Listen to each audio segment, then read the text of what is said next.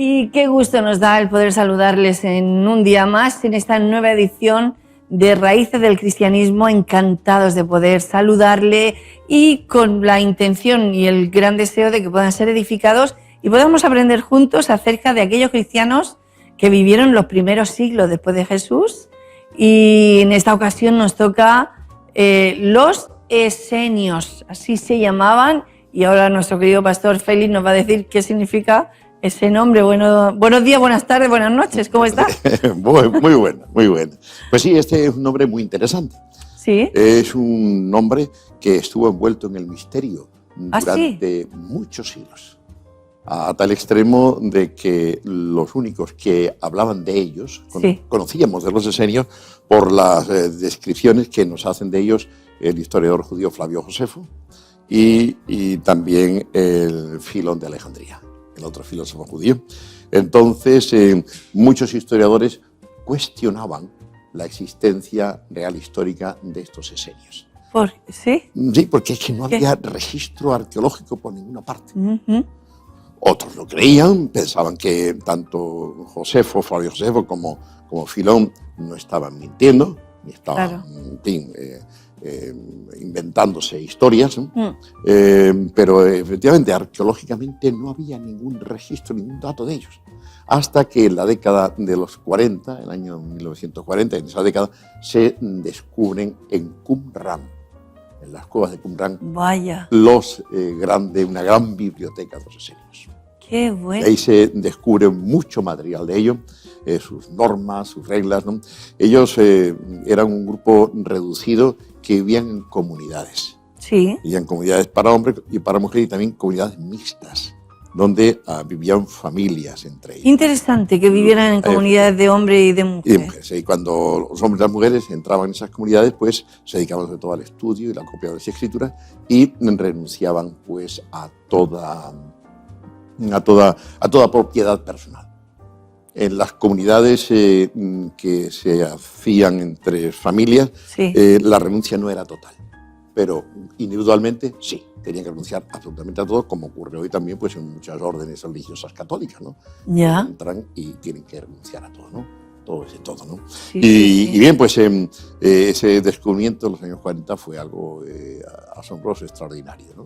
¿Y qué se descubrió aparte de bueno, todo pues se esto? descubrieron los libros, los estatutos de ellos, sus normas, sus vigencias, muchos libros que respondían a las inquietudes de ellos, sus ideas, y también se descubrieron el más importante descubrimiento, al margen de lo que aludía directamente a la vida de estos esenios, la forma de vida de las comunidades, pues es el gran rollo del libro de Isaías, que se descubrió cifrado, datado por los especialistas en el siglo I de antes de Cristo.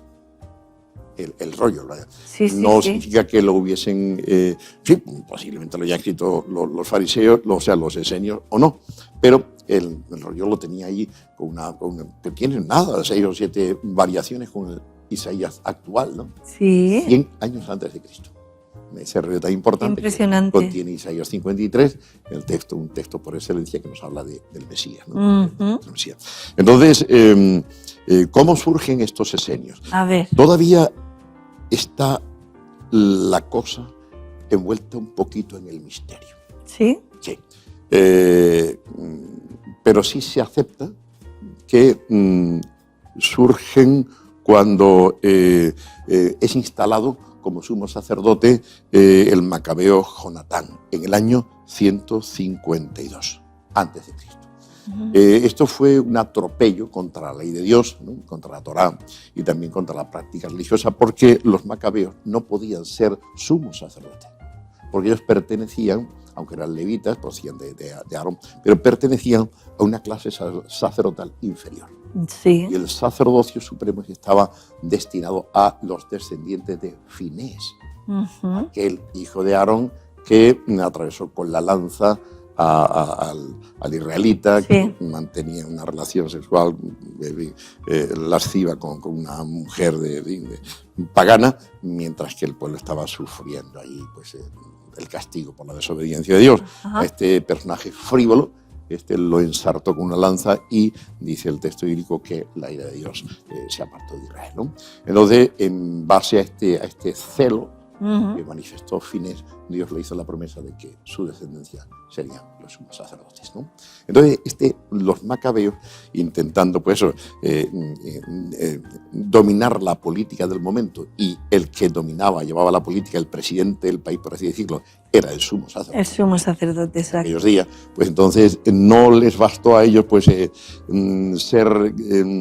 los religiosos o la clase administrativa dirigente, sino que quiso tener el cargo o sea, el poder, digamos. El poder total, ¿no? Entonces lo nombraron Macabeo. Entonces, no mataron al sumo sacerdote que ejercía en aquella época, legalmente, sino que lo expulsaron de Jerusalén, lo exiliaron. Y entonces se sostiene, ¿no?, que o sea, no se sabe cuál es el nombre de cuál fue el sumo sacerdote que desterró Juan Macabeo, pero lo que sí se sostiene hoy con bastante plausibilidad es que este sumo sacerdote, cuando se exilia en el norte, sí, en el sur de Damasco, en las afueras de Damasco, Siria, pues ahí funda ya las primeras comunidades de esenios. Ahí le sigue mucha gente y entonces ellos a este hombre le llaman, en los escritos de Qumran se llama el maestro de justicia. Y debió ser un hombre muy espiritual, sí, con un profundo conocimiento bíblico, y un hombre con unas ideas muy reverentes y piadosas. Sí. No era un cualquiera. Por ese nombre podemos pensar que era no como se sabe. juez. Se le conoce por el maestro de justicia. Aparece, se hace referencia a él, el maestro de justicia dijo esto, el maestro de justicia escribió tal, igual, ¿no? Ya. Entonces, algunos pensaron o confundieron al maestro de justicia pues con Jesús, ¿no? Pero no hay más. Y otros, en fin, sostenían también que Juan el Bautista fue esenio, porque la cueva de los esenios está a escasos kilómetros del lugar donde Juan el Bautista aparece bautizando en el Jordán. Ya. Muy poquitos kilómetros, 40 o 50 nada más, ¿no? Entonces, pues, en cualquier caso, está claro que el maestro de justicia fue expulsado de Jerusalén. De modo que seguramente le podemos identificar con aquel sumo sacerdote del momento, ¿vale? Pero cuyo nombre hasta ahora no hay ningún documento arqueológico que nos lo ofrezca, lamentablemente, ¿no? Y entonces este hombre fundó en Damasco, en Siria, fundó lo que denominó Congregación del Nuevo Pacto, en referencia a Jeremías 31. Y es muy interesante este texto porque el mismo Jesús se valdrá también de este texto para hablar de su iglesia, sus discípulos, ¿no? Y entonces está aquí y se ve, esto es lo que obligan a algunos a identificar a Jesús o a decir que Jesús fue un discípulo de los esenios, lo cual no es cierto, ¿no? En Isaías 31, 13, perdón. 31. 31, exacto. Dice el texto bíblico: y aquí que vienen días, dice Jehová, en los cuales haré nuevo pacto con la casa de Israel y con la casa de Judá. Se refiere al pacto del corazón. Entonces, ante la corrupción que este maestro de justicia vio, decidió pues fundar esta nueva congregación del nuevo pacto, a los que de corazón servían al Señor y no lo hacían por motivaciones políticas. Entonces este es un grandísimo personaje de aquella época que tuvo indudablemente su influencia, ¿no? Para el maestro de justicia, la mayoría de Israel había caído del pacto, estaba en pecado. Y solo el que ahora se uniera a él pertenecería al nuevo pacto. Ya. Ahí se equivocó, claro, extremado, ¿no? El maestro encontró seguidores en una parte de los Hasidim, esos eran los justos, ¿no? Los piadosos, ¿no? Y estos fueron los que en principio le siguieron. Y a través de la forma plural aramea, Hasén, fíjate, Hasén, el nombre pasó a denominar al nuevo grupo de los seguidores de este hombre, que fueron llamados entonces Esayoi o Esenoi. Esenoi. Hasén de Hasidim pasa a Hasén y de Hasén a Esenoi, ¿no? Entonces, este es el origen. Aproximadamente después del año 100, bajo el gobierno del asmoneo Alejandro Janeo, otro asmoneo, los grupos esenios pudieron asentarse de nuevo en Judea, ¿vale? Y entonces, por aquella época, se establecieron la comunidad del Qumran, en el Mar Muerto, y también se asentaron en Jerusalén. De modo que, después de muchos años, se ha descubierto el barrio de los esenios en Jerusalén, que es muy interesante. Sí. Ya en alguna otra ocasión, creo que ya hemos aludido a esto, pero en una otra ocasión hablaremos, porque resulta que el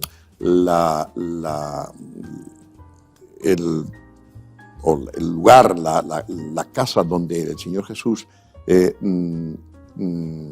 celebra la última cena, estaba muy cerca del barrio de los esenios. ¿Ah, sí? Así que se supone que Jesús tenía un amigo entre los esenios que fue el que le facilitó su casa. Claro, cuando dijo id y preparad, ¿no? Exacto. Y esto es significativo también. ¿Por qué? Porque sería la respuesta a un problema que encontramos en la cronología del Nuevo Testamento. Sí. En relación con la fecha de la detención de Jesús. Sí. Algún evangelio no interesado necesariamente en la cronología, pues nos da la impresión, y si se lo preguntamos a la inmensa mayoría de los cristianos, nos dirán que Jesús fue detenido, Jesús murió pues a las 3 de la tarde del viernes. Del viernes. Sí. Como empezaba la Pascua a las 6 de la tarde del viernes, tenía que quitarlo de la cruz.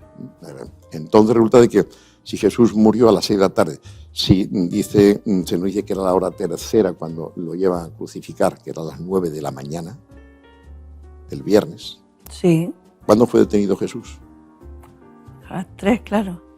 Si fuera a las 9 de la mañana del viernes, lo llevaban no puede ser. ¿Cuándo lo detuvieron? ¿La noche lo detuvieron? ¿Qué noche lo detuvieron? ¿La noche que va del jueves al viernes? Supuestamente, ¿no? Supuestamente, pero resulta de que ahí nos enfrentamos con una serie de problemas muy grandes. Primero, a las 9 de la mañana, es abril, el día llega a las 8 de la mañana aproximadamente. Sí.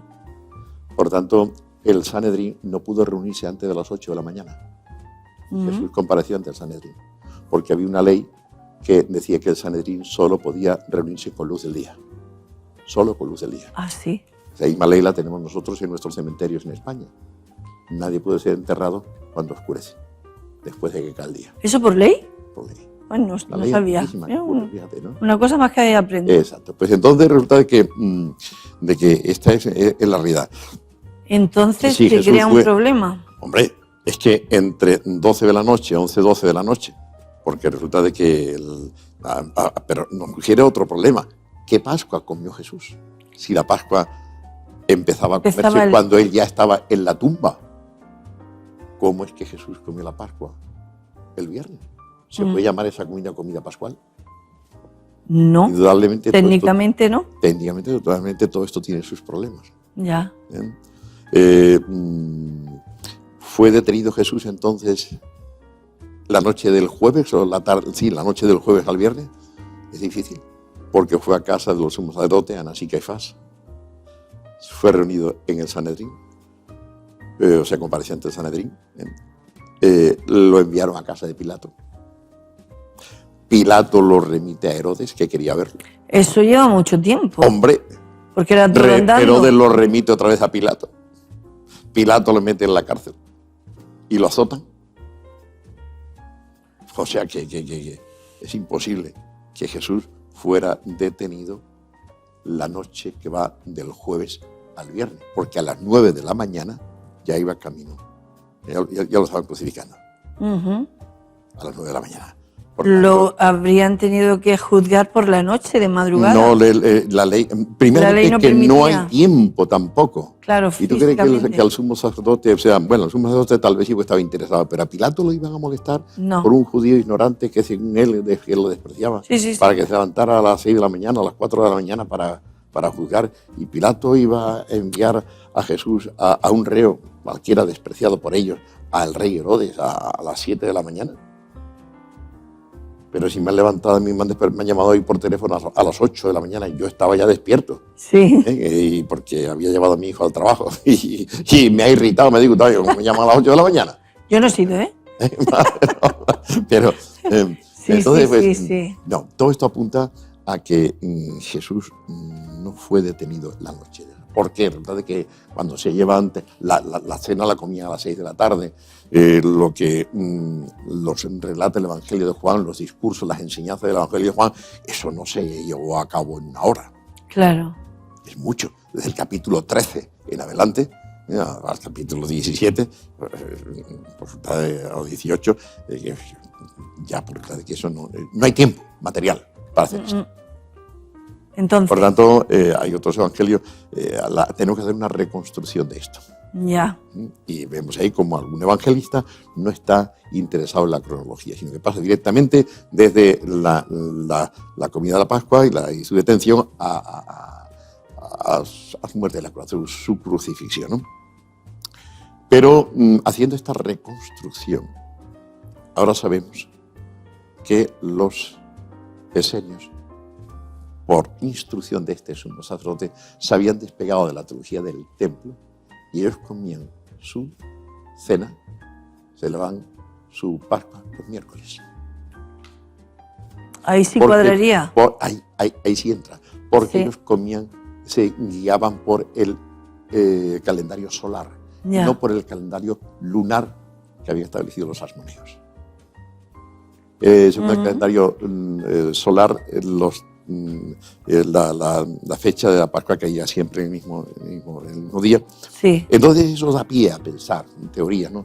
Da pie a pensar que, curiosamente, estando,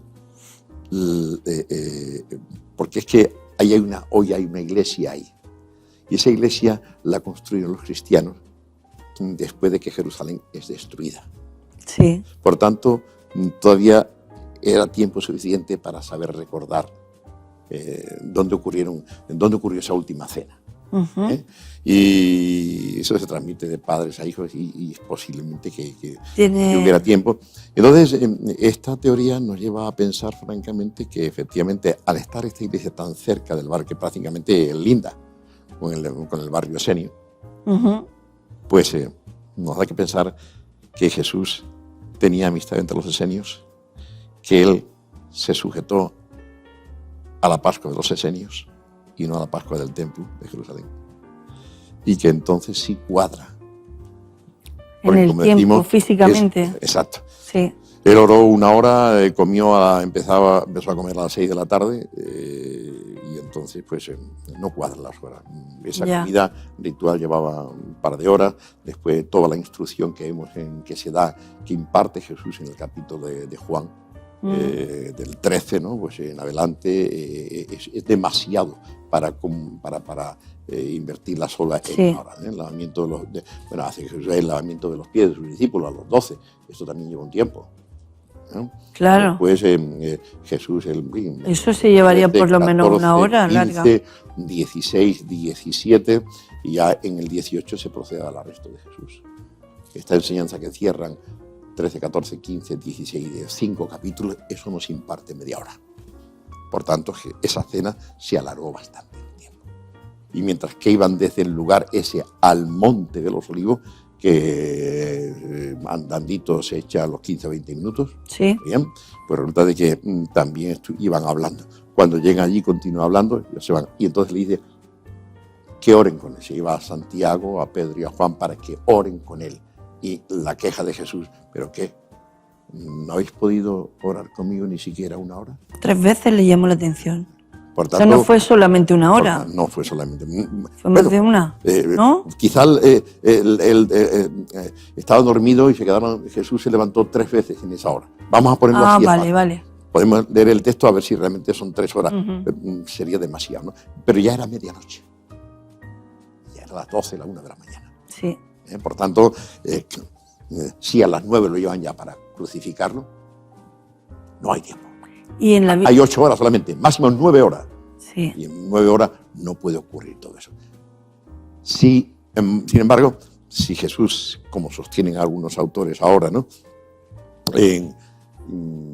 Celebra la Pascua conforme a la costumbre de los esenios, y yo me puedo imaginar que Jesús simpatizaba bastante más con los esenios que con los irreverentes religiosos, sacerdotes que gobernaban en Jerusalén, ¿no? Sí. Que para colmo eran sacerdotes a los cuales no correspondía ese privilegio, ¿no? Sí.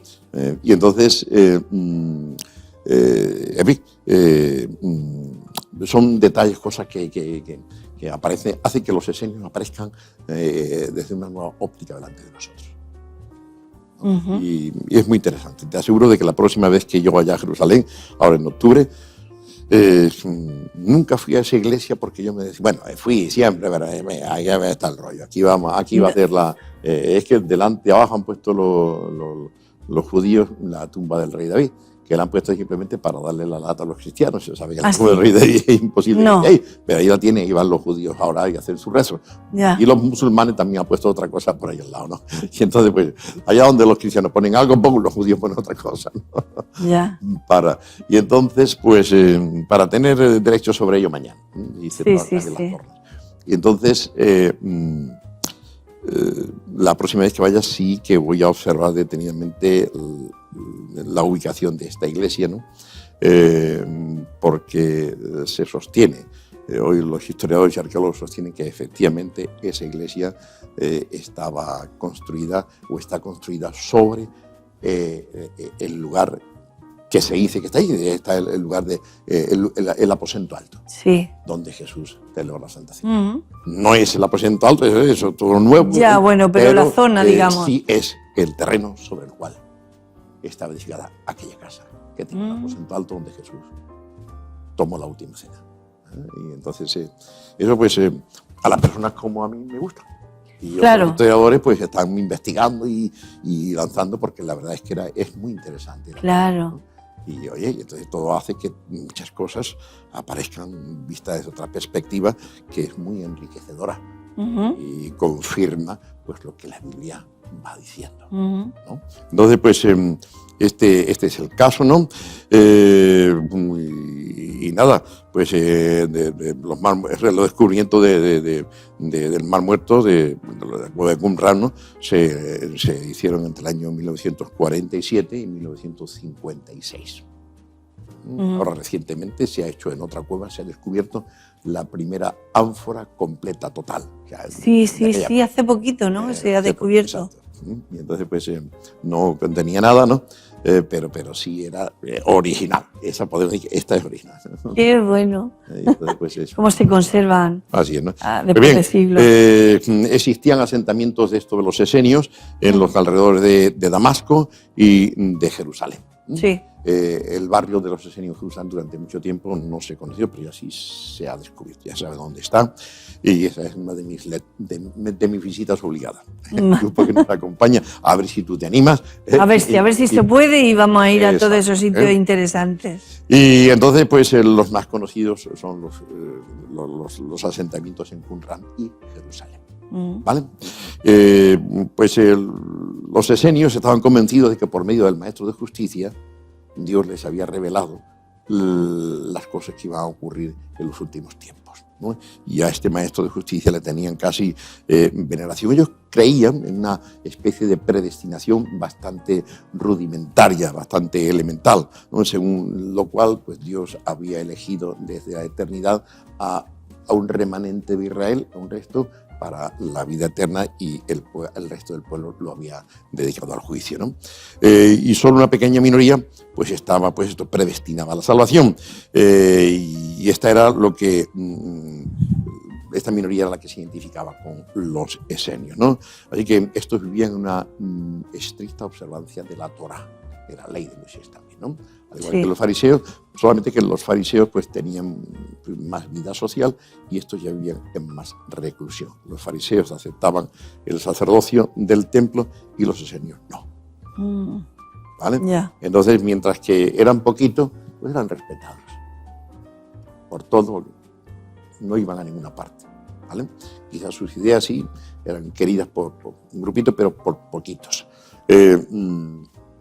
Si hubiesen tenido una mayor aceptación y extensión o difusión, entonces los sacerdotes del templo habrían tomado medidas para erradicarlos.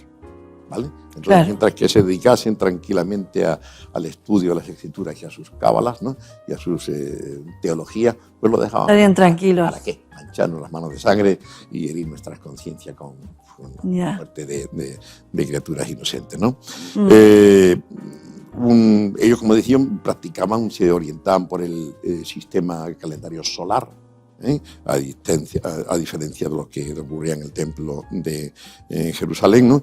Y ellos estaban convencidos de que el culto en el templo era ilegítimo por causa de que era, en fin, de los sumos sacerdotes que lo dirigían, que eran ilegítimos. Sí. Ese era su concepto, ¿no? Y entonces, ¿cómo? Porque Juan, acuérdate de que Juan Asmoneo, el macabeo, fue el que se hizo sumo sacerdote en lugar del maestro de justicia.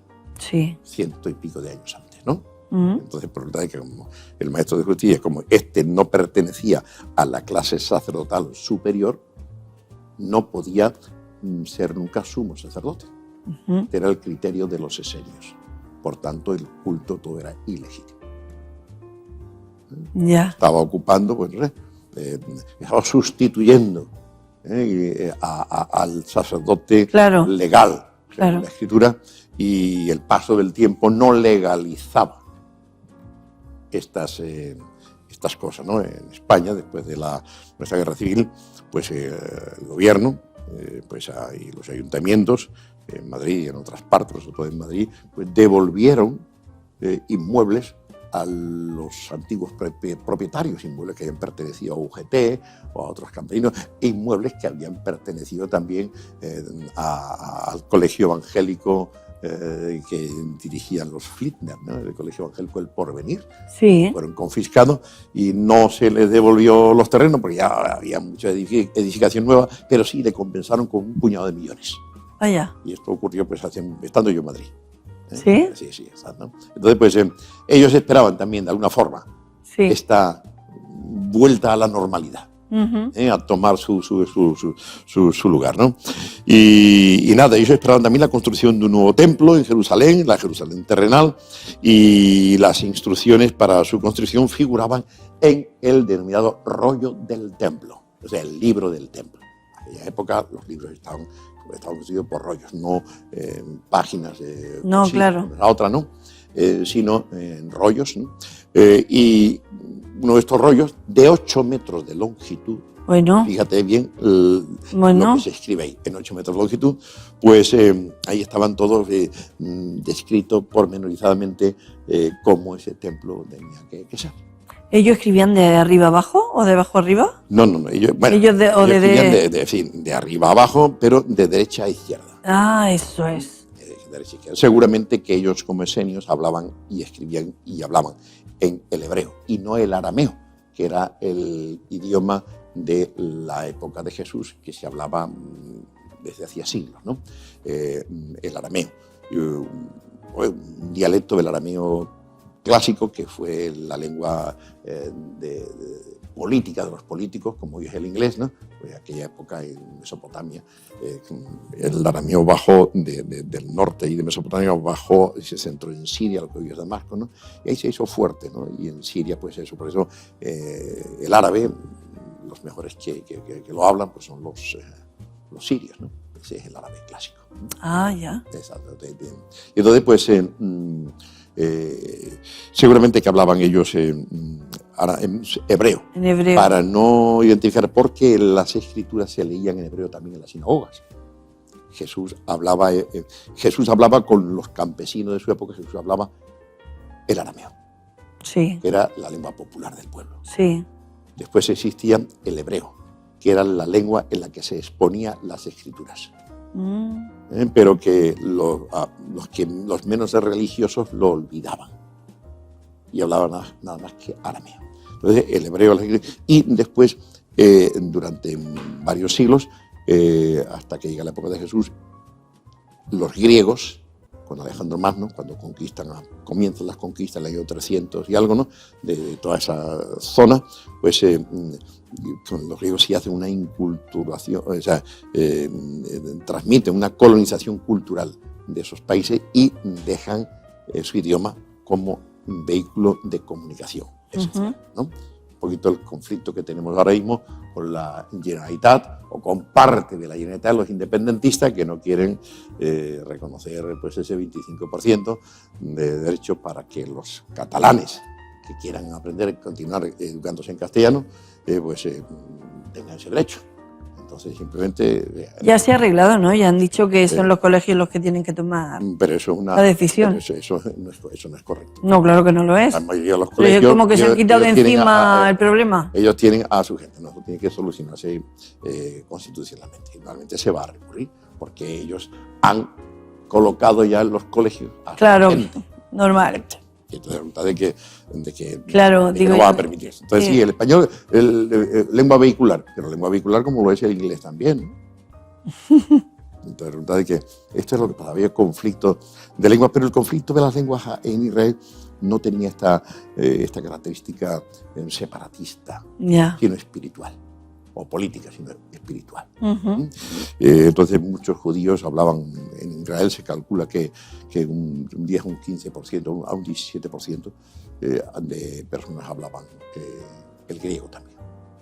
Y en el país también, era un idioma bastante entendido como el inglés en Torrevieja casi. ¿No? Que habla pues muchísima gente. Lo dice con un poco de tristeza. Y que mira, la parte que le toca, 50.000. Sí. Pero bien, ellos eran muy estrictos en las observancias de las purificaciones, por lo que vivían separados en comunidades célibes para hombres y mujeres.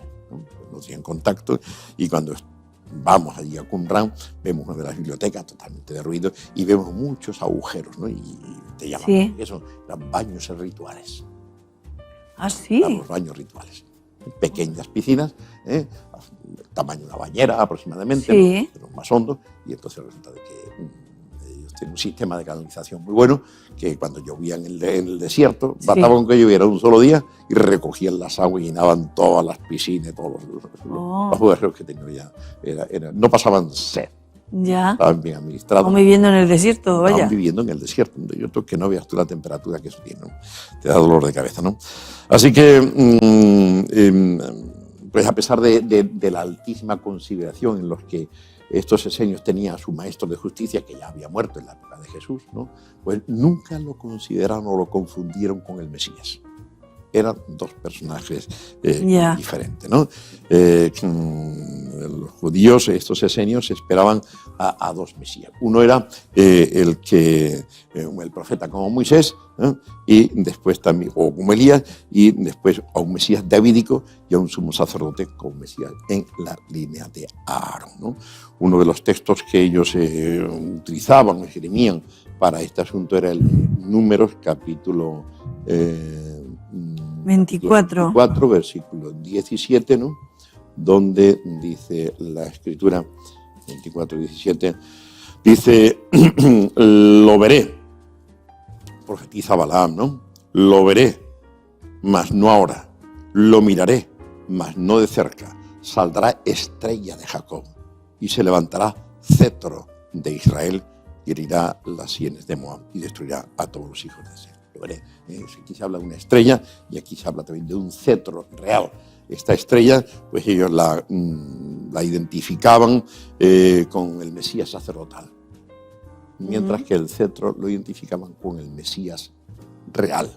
Por ello ellos esperaban a dos Mesías. Uno sería el Mesías real, el rey, que sería políticamente, ¿no?, y el otro sería el Mesías sacerdote que restauraría pues, el antiguo sacerdocio, ¿no? Y ellos no identificaban pues, a uno solo, mientras que los fariseos. Pero en el texto se puede hablar perfectamente de uno. Sí, se puede interpretar si quiere, pero vamos, el texto pero hay muchos más textos que hablan solamente de un Mesías, ¿no? Y los Claro. que estaban en mejores condiciones. Pero curiosamente, pues estos hombres se paraban también en Zacarías 11, 14, donde preguntan, ¿no? Dice, y él dijo, ¿quiénes son estos, Señor mío? Y él dijo, estos son los 2 ungidos que están delante del Señor de toda la tierra. 2 ungidos. Háblese, 2 olivos, ¿no? Dos fuentes del Espíritu, ¿no? ¿Y quiénes son? Pues otros los esenios ahí veían a 2 personajes y los relacionaban con el el Mesías. Mesías de los últimos tiempos. Pero son 2, ¿no? Y esto de Zacarías, unido al texto, a la declaración de Números, la estrella y el cetro, estos son 2. Para ello inequívoco. Eso. Los cristianos, ¿no? Pues esperaban a un Mesías, aunque realmente pues hay una serie de declaraciones que apuntan como, por momento, oye, pero esto cómo va a ser, ¿no? Un Mesías que muere y efectivamente, el Mesías que muere. Pero algunos textos hablan claramente de su resurrección, como Isaías 53, ¿no? Claro. Ahí los fariseos estaban más en armonía con los cristianos, con la interpretación que trae también Jesús, y ya nosotros, desde la perspectiva de Cristo, ya comprendemos que el Mesías es uno solo, es Jesús de Nazaret, que resucita y que va a volver ahora como rey. Él muere, de hecho, con la sigla sobre su cruz, INRI, Jesús Nazareno, el rey de los judíos, ¿no? Sí. Ese rey no ha gobernado todavía solo los judíos y vendrá a gobernar también, ¿no? Entonces instaurará ese reinado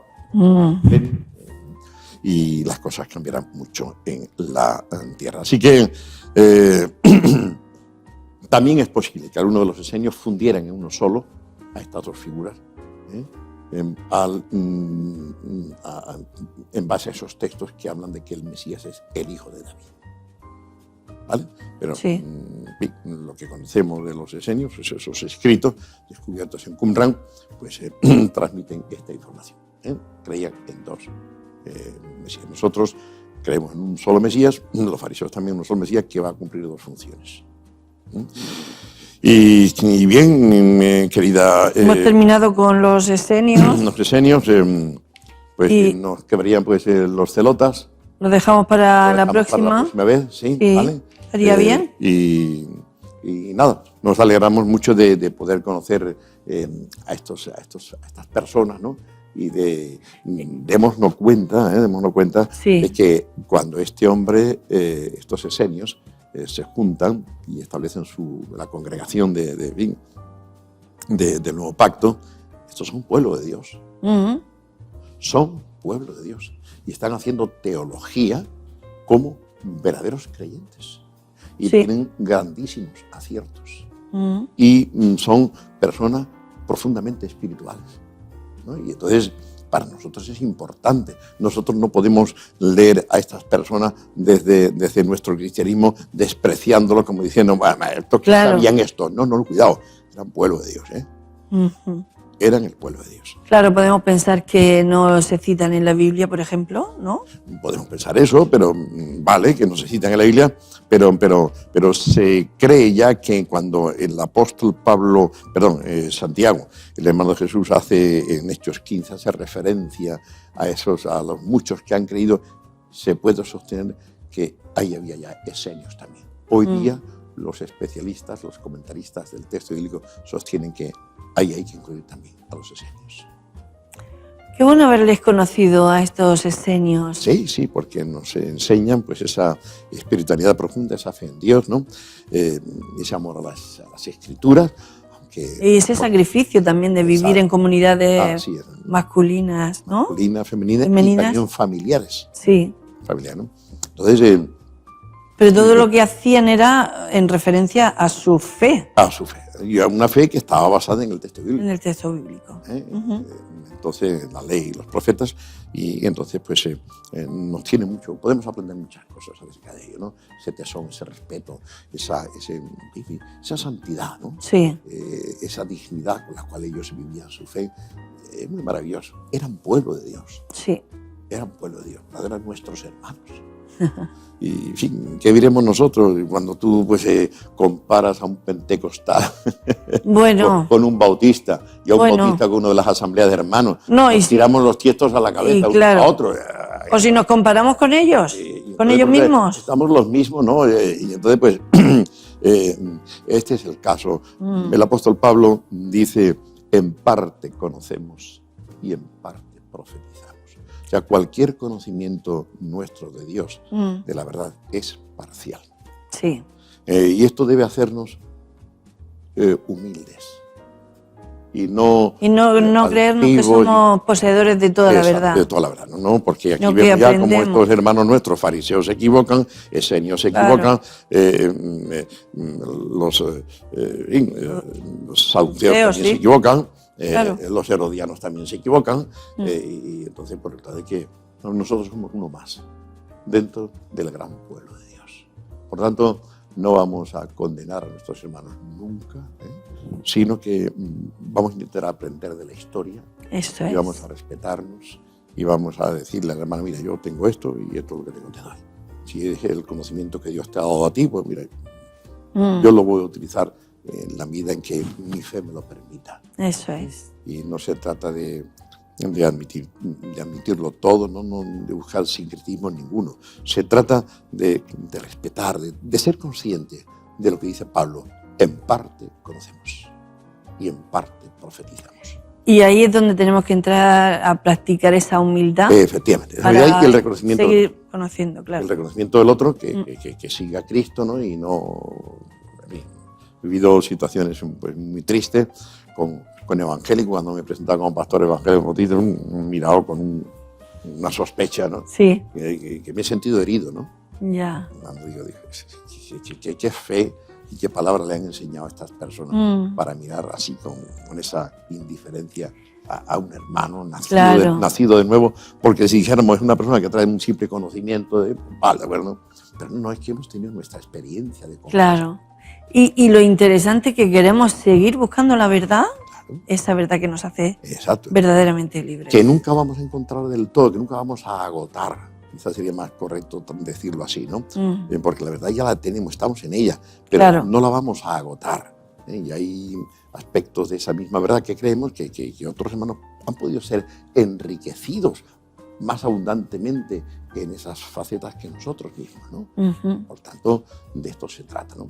El mutuo reconocimiento, el mutuo aprecio y la humildad. Cuidado, nuestro conocimiento es parcial, por tanto, toda teología tiene que estar edificada sobre la humildad. Así es. La humildad el amor y la humildad. Con la cual te asiste el derecho a decir, yo creo esto. ¿Vale? Pero no te asiste en eso el derecho a menospreciar, a combatir violentamente los criterios de otros hermanos tuyos. Claro, hablábamos al principio del programa que nos hubiésemos sorprendido de muchas de las actuaciones de Jesús al verlo reaccionar frente a situaciones que nosotros somos tan rectos y tan... ¿no?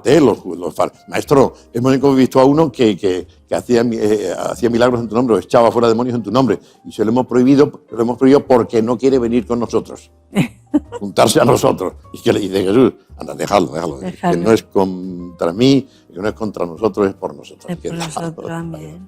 Y sí, pues hay hermanos, grupos que tienen otras ideas que las nuestras, ¿no? ¿Por qué vamos a combatirnos violentamente? Basta ya. No. Esas barbaridades, ¿no? Y nuestra base es la Biblia y la palabra de Dios. Así es. Y ahí estamos. Pues, querido Félix, muchísimas gracias por hacernos conocer a estos personajes bíblicos reales que vivieron en aquellos primeros siglos. Y que fueron nuestros hermanos, enfatiza. Totalmente, fueron nuestros hermanos. Nosotros tenemos muchas de sus teologías superadas, de acuerdo, pero son nuestros hermanos. Gracias, pues muchísimas gracias. La próxima, los celotas. Los celotas. Ya conoceremos un poquito más de ellos. Conocer un poquito, que lo hemos tenido también en España, en nuestra política actual. Muy bien, muchas gracias. Hasta la próxima. Hasta entonces, pues. Gracias. Un abrazo a ustedes que nos ven, nos escuchan y esperamos que lo disfruten. Y hasta aquí llegamos, Raíces del Cristianismo.